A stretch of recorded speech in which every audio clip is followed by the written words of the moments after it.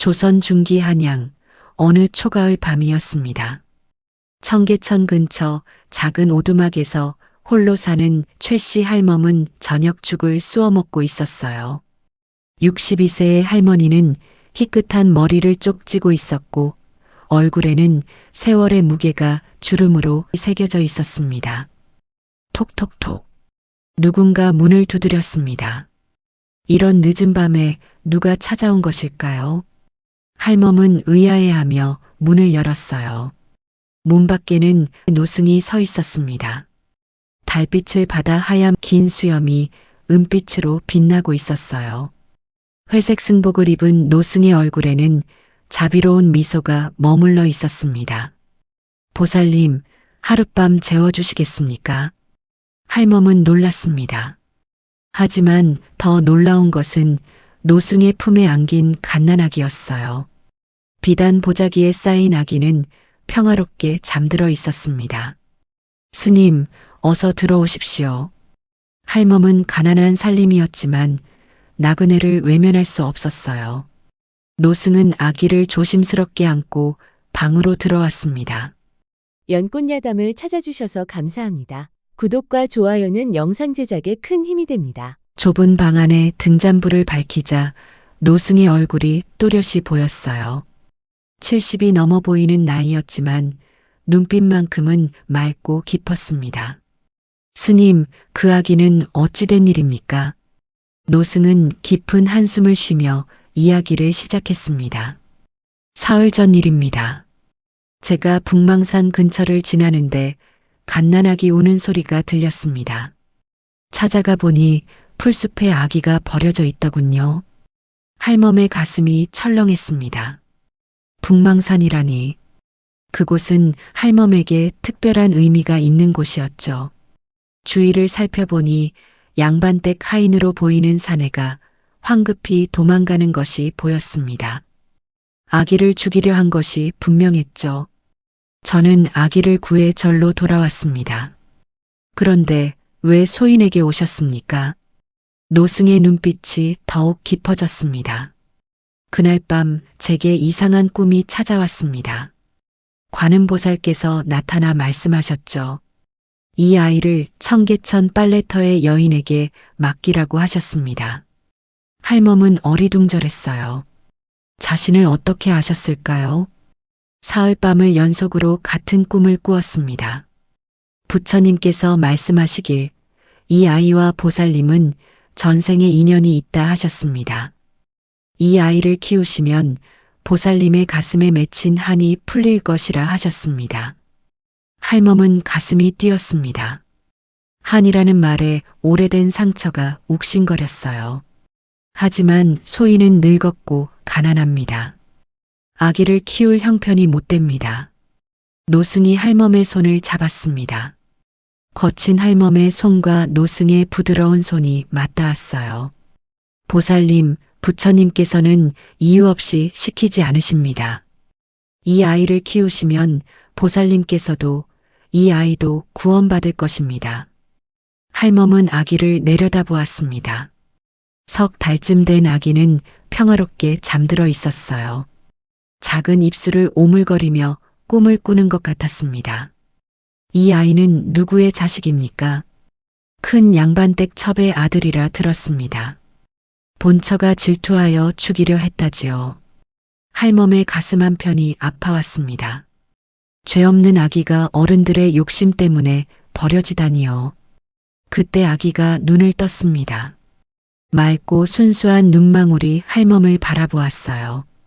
그 순간 할멈의 가슴 속에서 무언가가 녹아내리는 것 같았습니다. 20년 전 잃어버린 아들의 어린 시절이 떠올랐어요. 아들도 이렇게 맑은 눈을 가지고 있었죠. 할멈은 떨리는 손으로 아기를 안아 올렸습니다. 아기는 할멈의 품에 안기자마자 다시 눈을 감았어요. 마치 오래 기다려온 사람을 만난 것처럼 편안해 보였습니다. 할멈의 눈에서 눈물이 흘러내렸죠. 알겠습니다. 제가 키우겠습니다. 노승이 고개를 깊이 숙였습니다. 감사합니다, 보살님. 부처님께서 보살님을 지켜주실 것입니다. 노승은 할멈에게 아기를 건네며 말했습니다. 이 아이와 보살님이 함께 있어야 합니다. 떨어지면 안 됩니다. 이것이 하늘의 뜻입니다. 할멈은 아기를 가슴에 꼭 안았습니다. 작은 심장이 뛰는 것이 느껴졌어요. 20년 만에 처음 느끼는 따뜻함이었습니다. 노승은 밤새 할멈과 이야기를 나누었습니다. 아기를 키우는 법, 마음을 다스리는 법, 원한을 내려놓는 법에 대해 말했어요. 할멈은 노승의 말 한마디 한마디를 가슴에 새겼습니다. 다음 날 새벽이었습니다. 할멈이 잠깐 눈을 붙였다가 깨어났을 때 노승은 사라지고 없었어요.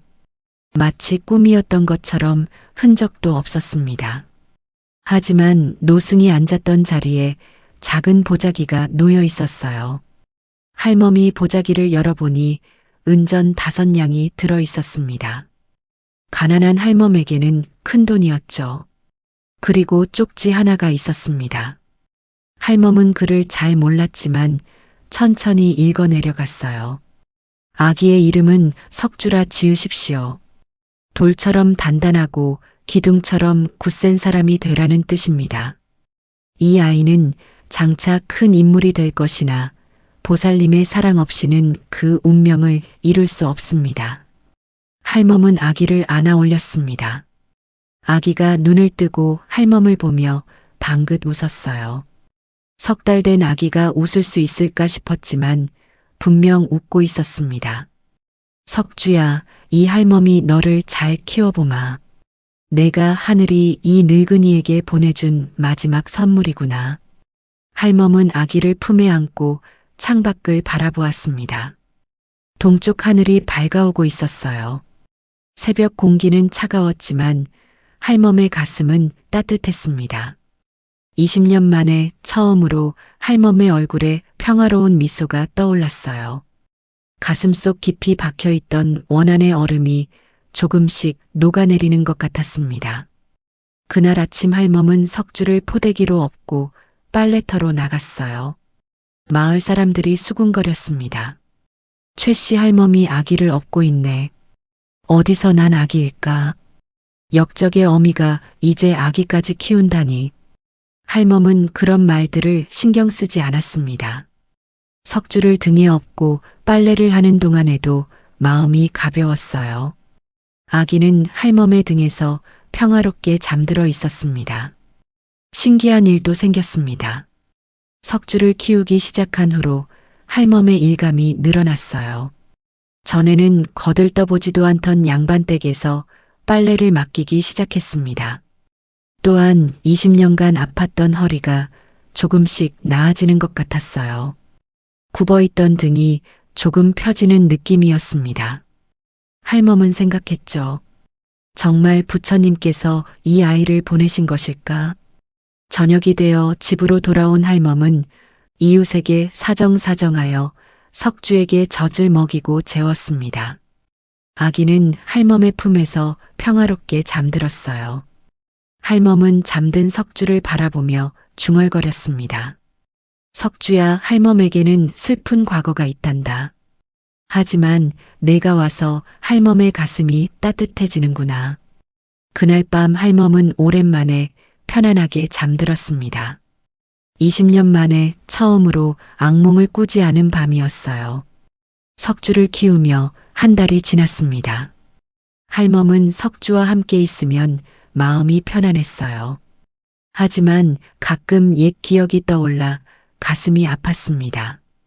어느 날 밤 석주가 잠든 후 할멈은 오래된 작은 상자를 꺼냈어요. 그 안에는 남루한 천조각 하나가 들어 있었습니다.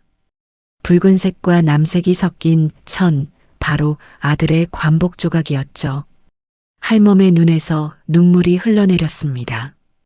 20년 전 일이 파노라마처럼 스쳐 지나갔어요. 20년 전 할멈의 이름은 아직 최씨 아줌마였습니다.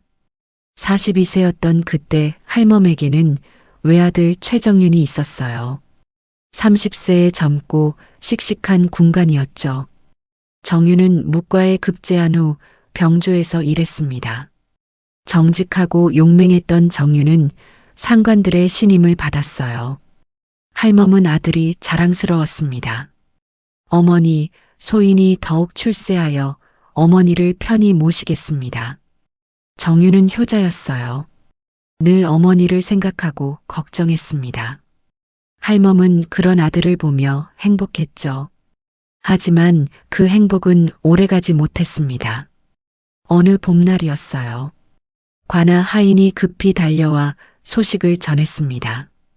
마님, 큰일 났습니다. 도련님께서 영모에 연루되셨다고 합니다. 할멈은 청천벽력 같은 충격을 받았어요. 영모라니 말도 안 되는 소리였습니다. 정윤이 영모를 꾸밀 리 없었어요. 할멈은 급히 옥사로 달려갔습니다. 하지만 쉽게 면회를 허락하지 않았어요. 사흘을 기다린 끝에야 겨우 아들을 만날 수 있었습니다. 옥사는 어둡고 축축했습니다. 쇠사슬 소리가 울려 퍼지고 있었어요. 정유는 누더기 같은 죄수복을 입고 창살 안에 앉아 있었습니다. 어머니, 정윤의 목소리는 가늘었지만 눈빛만큼은 여전히 강했어요. 정윤아, 이게 무슨 일이냐? 영모라니 그게 말이 되느냐? 어머니, 소인은 역적이 아니옵니다. 누군가 소인에게 죄를 뒤집어 씌웠습니다. 정유는 억울함에 떨리는 목소리로 말했어요. 병조판서 이광현이 영모를 꾸미는 것을 소인이 알게 되었습니다. 소인이 상부에 보고하려 하자 이 판서가 먼저 소인을 역적으로 모함한 것입니다. 할멈은 분노에 떨었습니다. 하지만 어찌할 도리가 없었어요.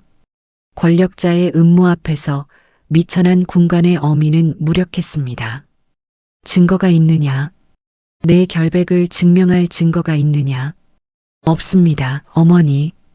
이 판서가 소인의 필체를 흉내내어 영모 계획서를 만들었고 공모자들도 모두 매수했습니다.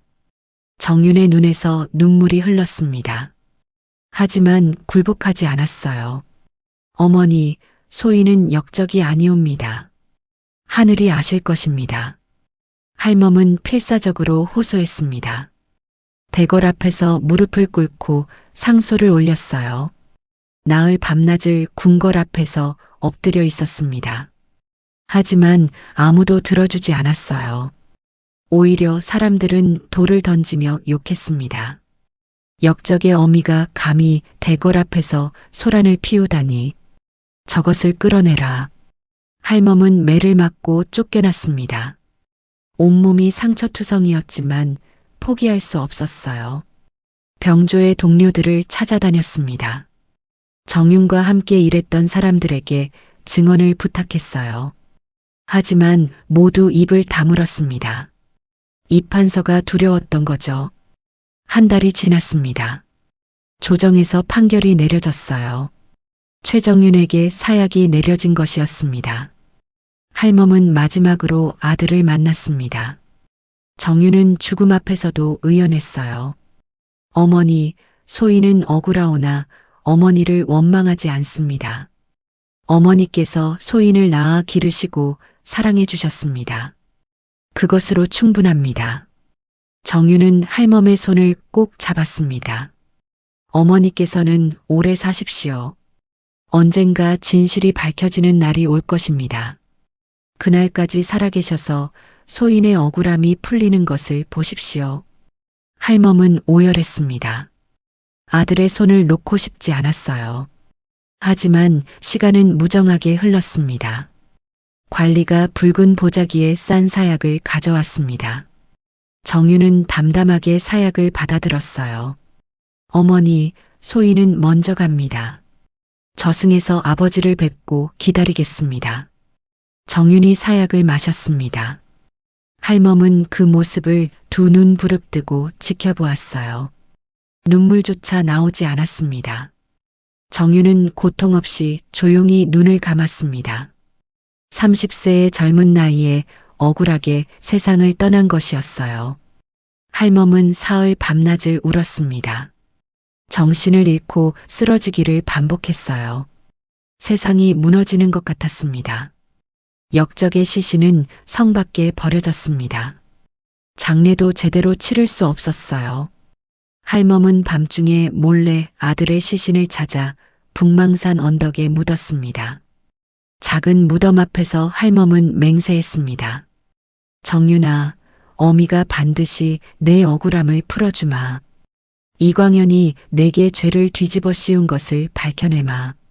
하늘이 무너져도 어미는 포기하지 않겠다. 하지만 세월이 흐르면서 진실을 밝히기는 점점 어려워졌습니다. 사건 관계자들은 입을 다물었고 증거는 사라졌어요. 할멈은 생계를 위해 빨래 일을 시작했습니다. 양반댁 옷을 받아다 청계천에서 빨래를 했어요. 얼음장 같은 물에 손을 담그는 일이었지만 멈출 수 없었습니다. 20년이 흘렀습니다.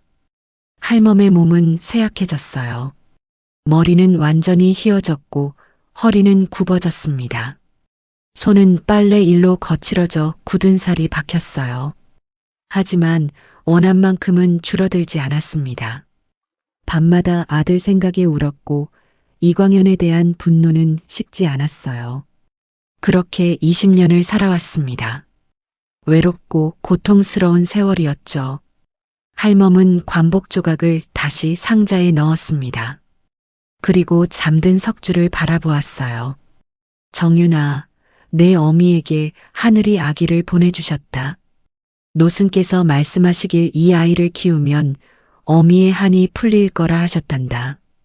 할멈은 석주의 작은 손을 잡았습니다. 어미는 아직도 내 억울함을 풀지 못했다. 하지만 이 아이를 키우며 조금씩 마음이 풀리는 것 같구나. 그날 밤 할멈은 다시 꿈을 꾸었습니다. 정윤이 나타나 환하게 웃고 있었어요. 어머니, 그 아이를 잘 키우십시오. 그 아이가 어머니의 한을 풀어드릴 것입니다. 할멈은 깜짝 놀라 깨어났습니다. 꿈이었지만 너무나 생생했어요. 석주가 옆에서 평화롭게 자고 있었습니다. 할멈은 아기를 바라보며 생각했어요. 정말 이 아이가 나의 한을 풀어줄 수 있을까? 하지만 아기를 보고 있으니 마음이 편안하다. 20년 만에 처음 느끼는 평화로움이구나. 할멈은 석주를 꼭 안았습니다. 작은 심장이 뛰는 것이 느껴졌어요. 할멈의 가슴 한편에 따뜻한 무언가가 자리 잡기 시작했습니다. 원한은 여전히 가슴 속에 있었습니다. 하지만 석주를 안고 있으니 그 원한이 조금씩 녹아내리는 것 같았어요. 이것이 노승께서 말씀하신 것일까? 이 아이를 사랑하면 내 한이 풀린다는 것이? 할멈은 알 수 없었습니다. 하지만 한 가지는 확실했어요. 석주를 잘 키우고 싶다는 마음이었습니다. 다음 날 아침 할멈은 석주를 업고 빨래터로 나갔습니다. 마을 사람들은 여전히 수군거렸지만 할멈은 신경 쓰지 않았어요. 석주는 할멈의 등에서 평화롭게 자고 있었습니다. 할멈은 빨래를 하며 노래를 흥얼거렸어요. 20년 만에 처음 부르는 노래였습니다. 석주가 3살이 되었습니다. 또래 아이들보다 말이 빨랐어요. 할멈이 하는 말을 금세 알아들었고 작은 일도 스스로 하려고 했습니다. 할멈은 석주를 데리고 빨래터에 나갔어요. 석주는 물가에서 조약돌을 주우며 놀았습니다. 할멈이 빨래를 하는 동안 석주는 조용히 기다렸죠. 어느 날 석주가 물었습니다.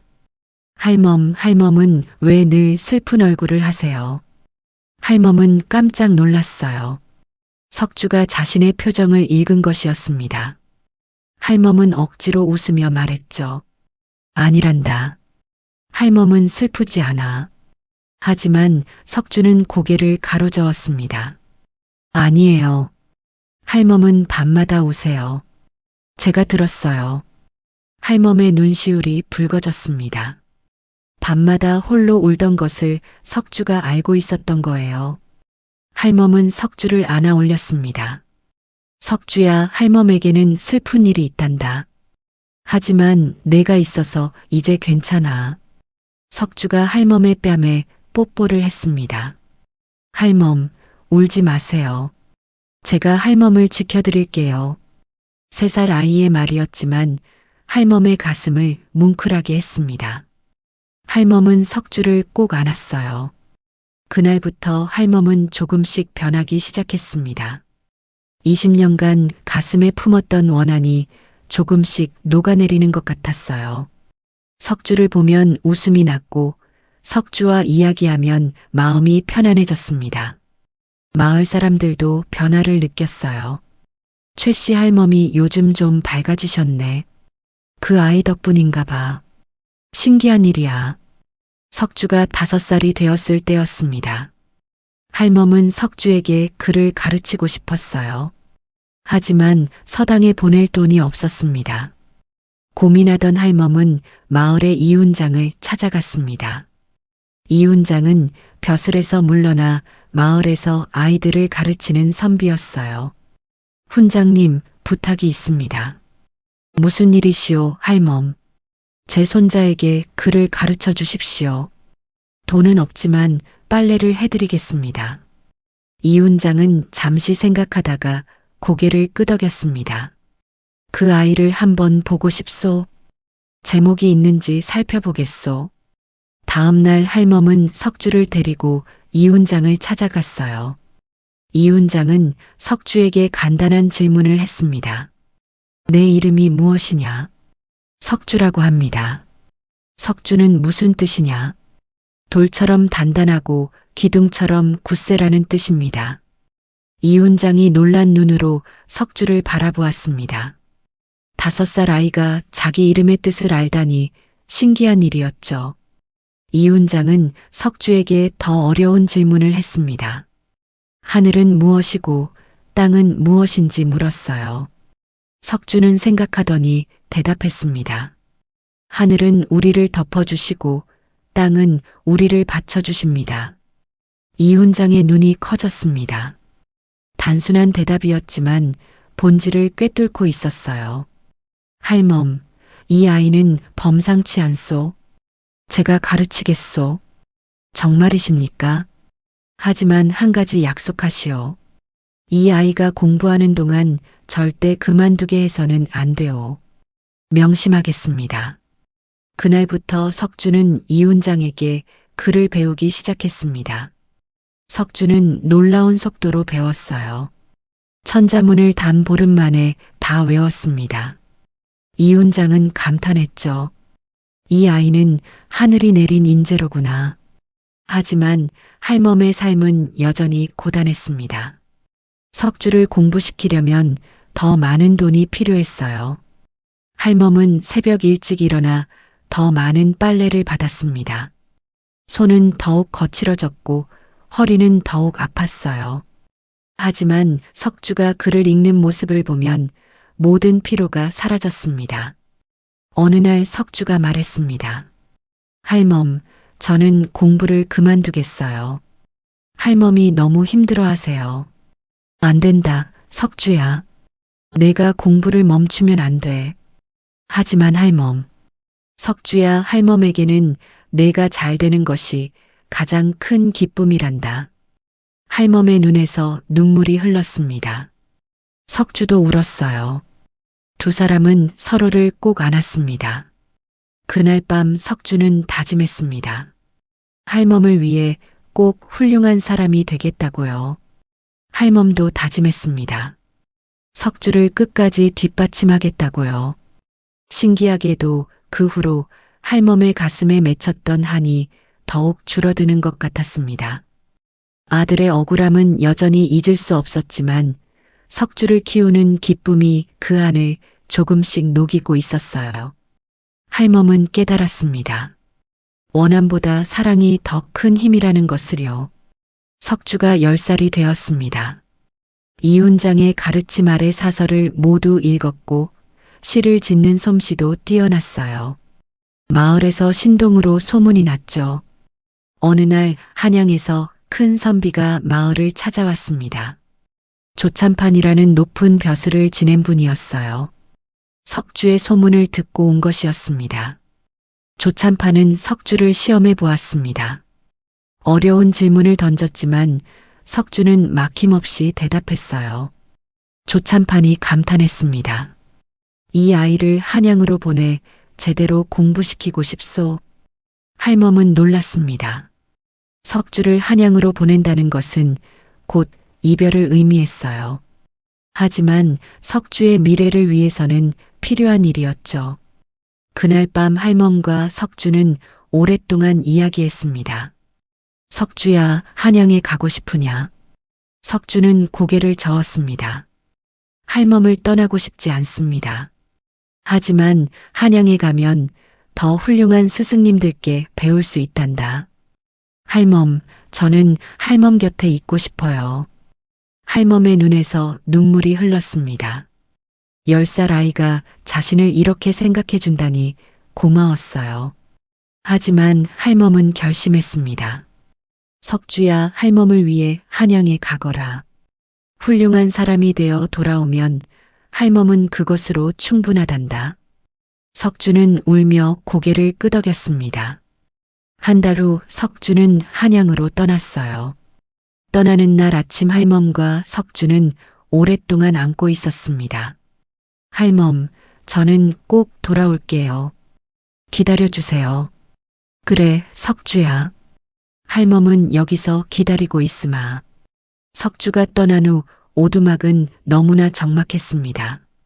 할멈은 석주가 공부하던 방을 매일 청소했어요. 석주가 언젠가 돌아올 것을 믿으며 말이죠.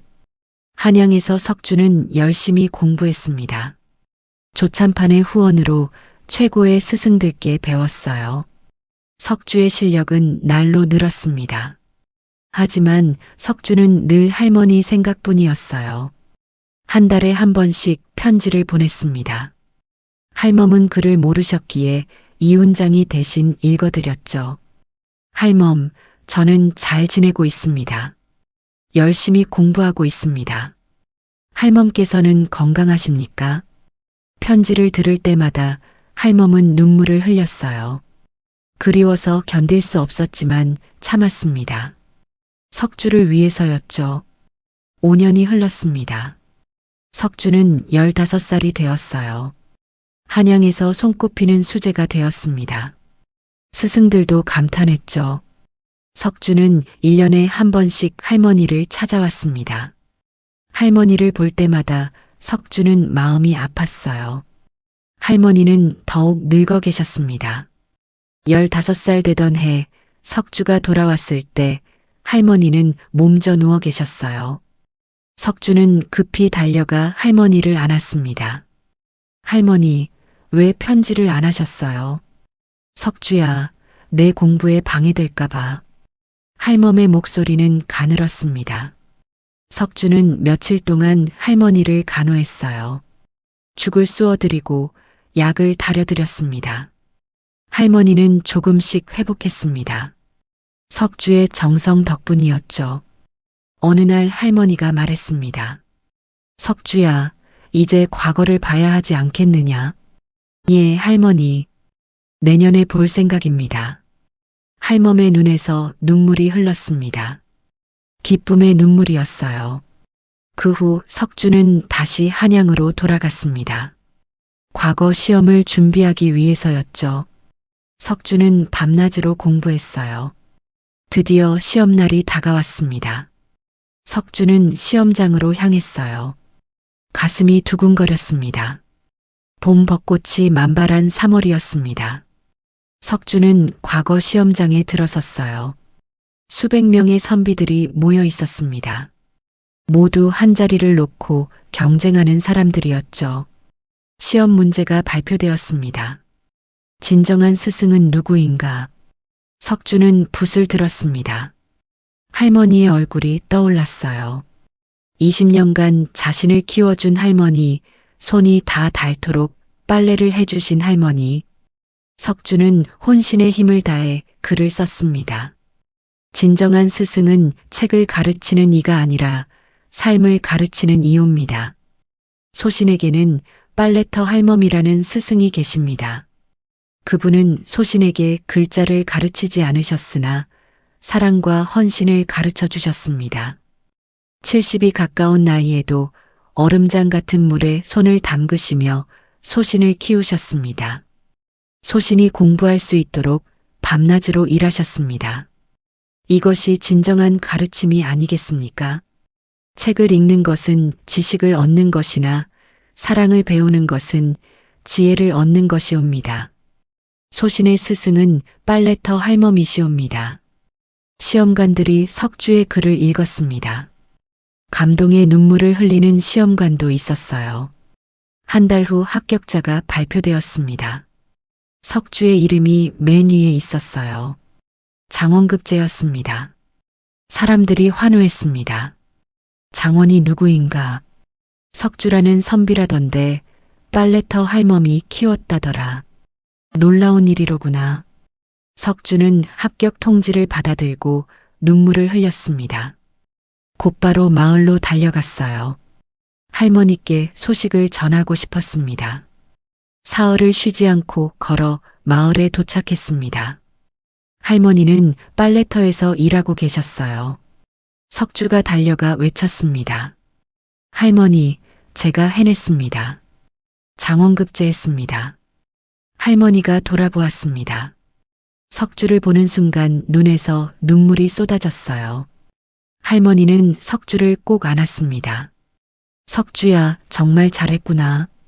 할멈이 얼마나 자랑스러운지 모른단다. 마을 사람들이 모두 나와 축하했습니다.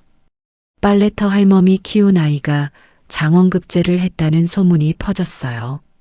그런데 며칠 후 뜻밖의 일이 벌어졌습니다.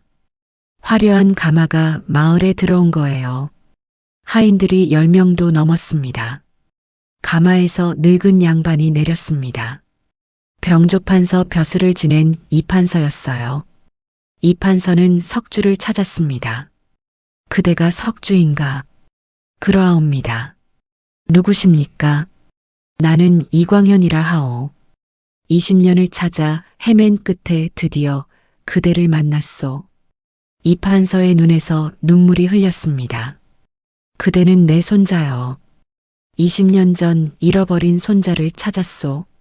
석주는 깜짝 놀라 뒤로 물러섰습니다. 할머니도 얼굴이 하얗게 질렸어요.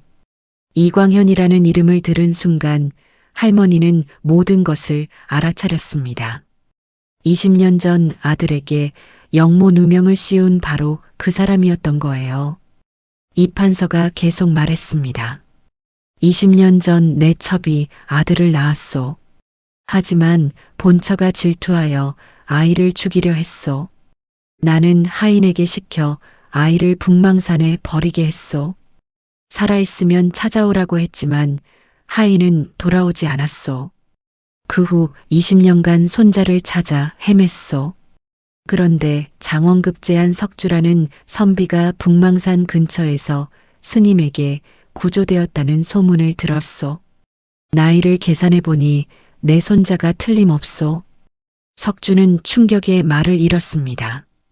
자신이 이판서의 손자라니. 할머니는 더 큰 충격을 받았어요. 자신이 20년간 키운 석주가 아들을 죽인 원수의 손자였던 겁니다. 할머니는 오두막으로 돌아와 주저앉았습니다. 온몸이 떨렸어요. 20년간 사랑으로 키운 석주가 원수의 손자라니. 석주도 충격에서 벗어나지 못했습니다. 자신을 키운 할머니와 친할아버지 사이에 무슨 일이 있었던 걸까? 이판서는 석주를 데려가려 했습니다. 석주야, 이제 나와 함께 한양으로 가자. 내가 그동안 못해준 것을 다 해주마. 하지만 석주는 고개를 저었습니다. 저는 갈 수 없습니다. 왜 그러느냐? 나는 내 친할아버지다. 소인에게 진짜 할머니는 저분뿐이옵니다. 석주는 오두막을 가리켰습니다. 이판서가 화를 냈어요. 내 손자를 천안 빨래터에 둘 수는 없다. 그 순간 오두막 문이 열렸습니다. 할머니가 나왔어요. 할머니의 눈빛은 차가웠습니다. 이 판서, 당신은 기억하시오. 무슨 말이오? 20년 전 당신이 내 아들 최정윤에게 영모 누명을 씌워 죽인 것을 잊었소. 이 판서의 얼굴이 하얗게 질렸습니다. 석주도 놀라 두 사람을 번갈아 보았어요. 무슨 헛소리요. 최정윤은 역적이었소. 거짓말 마시오. 당신이 영모를 꾸미다가 들통날 위기에 처하자 내 아들에게 죄를 뒤집어 씌운 것이오. 할머니의 목소리는 떨렸지만 단호했습니다. 증거가 있소? 없는 말을 지어내지 마시오. 증거는 없소. 하지만 나는 압니다. 20년간 잊은 적이 없소. 이 판서는 할머니를 노려보다가 돌아섰습니다. 석주야, 생각해보거라. 나와 함께 가는 것이 내 미래를 위해 좋을 것이다. 이 판서는 가마를 타고 떠났습니다. 석주는 할머니에게 달려갔어요. 할머니, 정말입니까? 이 판서가 할머니 아들을. 그래, 석주야. 내 친할아버지는 내 아들을 죽인 원수란다. 석주는 주저앉았습니다. 믿을 수 없는 일이었어요. 할머니가 석주의 어깨에 손을 얹었습니다. 석주야, 이제 알았으니 내가 선택해라. 할멈을 떠나 친할아버지에게 가도 좋다. 아니요, 할머니. 저는 할머니를 떠나지 않겠습니다. 하지만 석주야, 나는 내 친할아버지의 원수다. 내가 나를 어찌 어미라 부를 수 있겠느냐. 할머니야말로 저를 20년간 키워주신 진짜 어머니이십니다. 두 사람은 서로를 꼭 안고 울었습니다. 그날 밤 석주는 잠을 이룰 수 없었습니다. 복잡한 생각이 머리를 어지럽혔어요. 할머니의 아들이 억울하게 죽었다면 진실을 밝혀야 하지 않을까? 석주는 결심했습니다. 진실을 찾아내겠다고요. 며칠 후 석주는 한양으로 돌아갔습니다. 승정원 승지로 임명되었기 때문이죠. 승지는 왕의 최측근에서 일하는 높은 벼슬이었어요. 석주는 벼슬을 이용해 20년 전 사건 기록을 찾아보았습니다. 하지만 기록은 명확했어요. 최정윤은 영모를 꾸민 역적으로 되어 있었습니다. 석주는 포기하지 않았습니다. 당시 사건을 알고 있는 사람들을 찾아다녔어요. 대부분 입을 다물었습니다. 권력자인 이 판서가 두려웠던 거죠. 그러던 어느 날 석주는 늙은 무관을 만났습니다. 죽음을 앞둔 노인이었어요. 도련님, 제가 알고 있는 진실을 말씀드리고 싶습니다. 죽기 전에 이 짐을 내려놓고 싶습니다. 무슨 말씀이십니까? 20년 전 저는 병조 판서 이광현의 부하였습니다. 그분이 영모를 꾸미는 것을 보았습니다. 석주의 눈이 커졌습니다.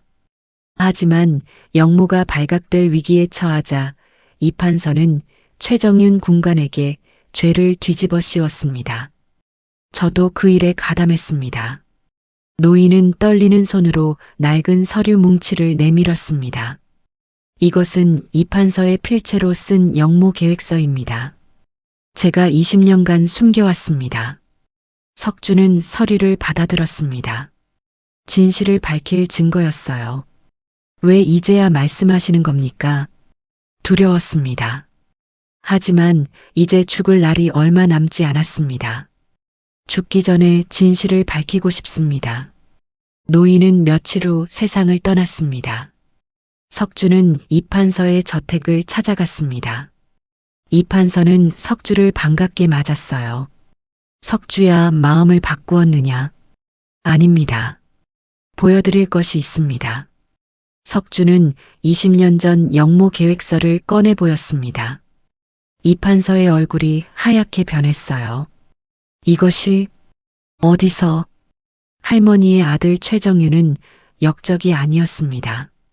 진짜 영모를 꾸민 것은 대감이셨습니다. 이 판서는 주저앉았습니다. 20년간 숨겨왔던 비밀이 손자에 의해 드러난 것이었어요. 나를 고발하겠느냐? 석주는 한참을 침묵했습니다. 그리고 천천히 입을 열었어요. 만약 제가 복수한다면 할머니께서 기뻐하실까요? 할머니께서는 20년간 원수의 손자를 사랑으로 키우셨습니다. 석주의 눈에서 눈물이 흘렀습니다. 소신이 그 사랑을 복수로 되갚을 수는 없습니다. 하지만 한 가지만 부탁드리겠습니다. 대감께서 스스로 왕께 진실을 고하십시오. 왜 그래야 하느냐? 그것이 대감께서 죄를 씻는 유일한 길입니다. 그리고 할머니의 아들, 소신의 외삼촌 최정윤의 명예를 회복시키는 길입니다. 이 판서는 며칠 밤을 뜬 눈으로 지새웠습니다. 손자의 말이 계속 머릿속을 맴돌았어요. 20년간의 죄책감, 할머니의 희생, 손자의 눈빛. 그러던 어느 날 밤 이 판서는 이상한 꿈을 꾸었습니다. 20년 전 죽은 최정윤이 나타난 거예요. 이 판서, 당신은 나를 죽였소. 하지만 내 어미는 당신 손자를 살렸소. 이것이 무엇을 의미하는지 아시오. 이 판서는 식은땀을 흘리며 깨어났습니다. 꿈이었지만 너무나 생생했어요. 이 판서는 깨달았습니다. 복수 대신 사랑을 선택한 할머니. 그 사랑 앞에서 자신의 거짓은 더 이상 지속될 수 없었어요. 며칠 후 이 판서는 대궐로 향했습니다. 왕을 아련하기 위해서였죠. 석주도 승지로서 그 자리에 있었어요. 이 판서가 왕 앞에 무릎을 꿇었습니다.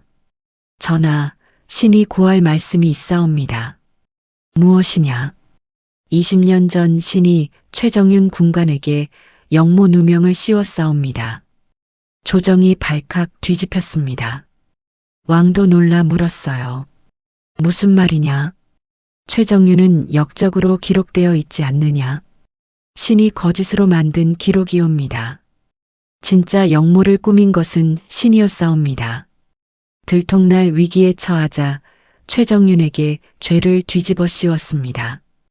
이 판서는 증거 서류를 내놓았습니다. 신의 손자가 최정윤의 어미께 20년간 사랑받으며 자랐습니다. 그 사랑 앞에서 신은 더 이상 거짓을 지킬 수 없었사옵니다. 왕은 분노했습니다. 무고한 신하를 죽이고 20년간 거짓을 유지했다니 그 죄가 무겁도다. 전하, 신이 받아야 할 벌을 기꺼이 받겠사옵니다. 왕은 명을 내렸습니다. 이광현의 관직을 박탈하라. 최정윤의 명예를 회복하고 그의 어미께 정렬을 내리라. 이 판서는 모든 관직을 잃었습니다.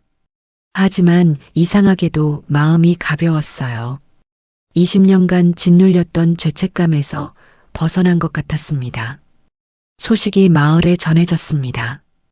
할머니는 믿을 수 없었어요. 20년 만에 아들의 누명이 벗겨진 것이었습니다. 왕이 할머니를 대궐로 불렀습니다. 할머니는 떨리는 마음으로 왕 앞에 무릎을 꿇었어요. 최정윤의 어미 과인이 20년간 억울함을 모르고 있었소. 용서하시오. 황송하옵니다, 전하.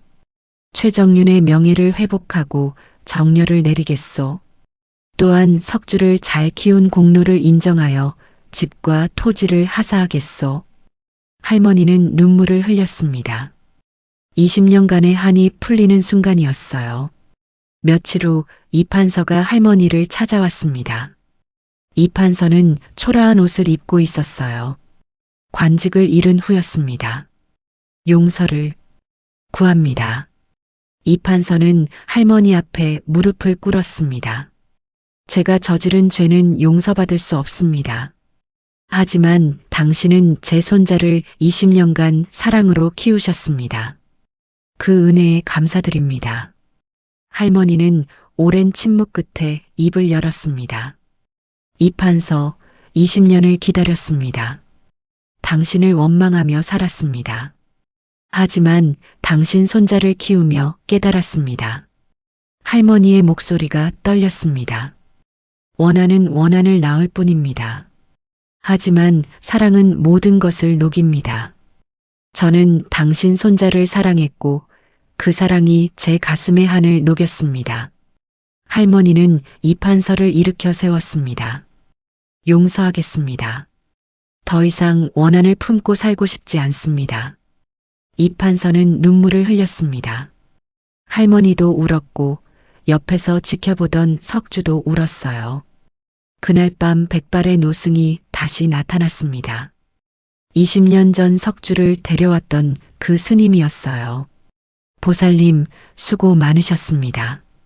스님, 왜 하필 저에게 이 판서의 손자를 맡기셨습니까? 노승이 잔잔히 미소 지었습니다. 20년 전 제가 이 판서의 참회를 들었을 때 고민했습니다. 그를 고발해야 하나, 침묵해야 하나. 저는 비겁하게 침묵을 택했습니다.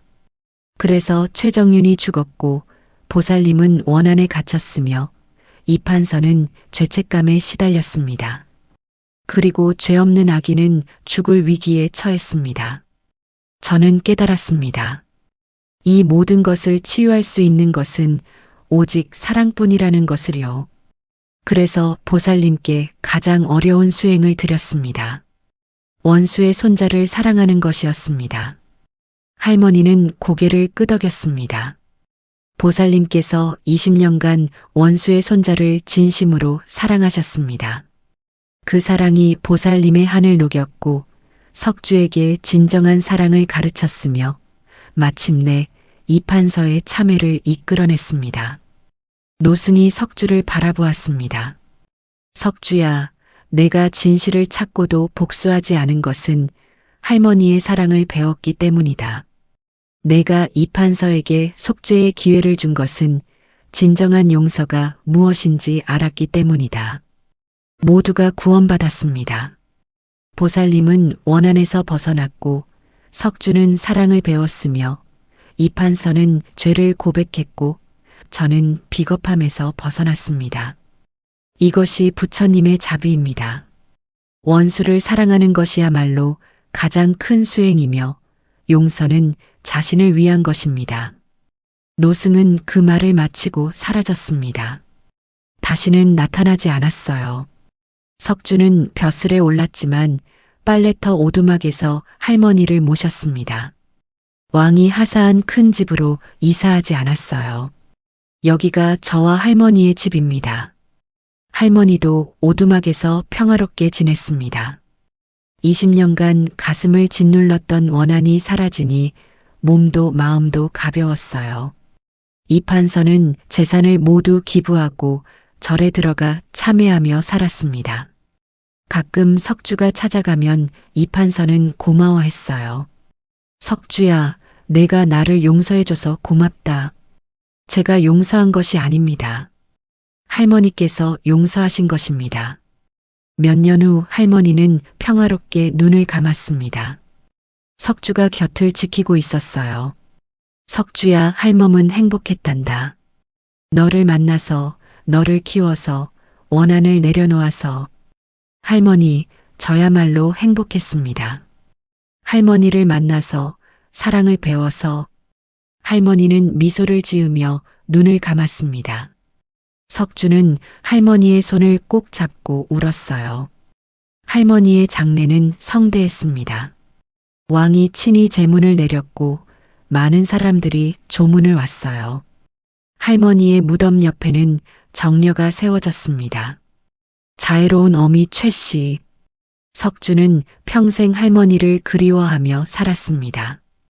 벼슬이 높아져도 겸손했고 권력이 생겨도 백성을 사랑했어요. 할머니에게 배운 사랑을 실천하며 살았습니다. 어느 봄날 석주는 청계천 빨래터를 찾았습니다. 20년 전 할머니가 빨래하던 바로 그곳이었어요. 물은 여전히 맑게 흐르고 있었습니다. 할머니, 이곳에서 소인의 인생이 시작되었습니다. 할머니께서 소인에게 가장 큰 가르침을 주셨습니다. 사랑이 원한보다 강하다는 것을, 용서가 복수보다 위대하다는 것을 말입니다. 석주는 물에 손을 담갔습니다. 차가운 물이었어요. 할머니가 평생 담그시던 그 찬물이었습니다. 지나가던 사람들이 석주를 보며 말했습니다. 저분이 그 유명한 석주 대감이시네. 빨래터 할멈이 키운 효자라더니 참으로 아름다운 이야기지. 석주는 평생 할머니의 가르침을 지키며 살았습니다. 그리고 그 이야기는 100년이 지나고 1000년이 지나도 사람들의 입에서 입으로 전해졌어요.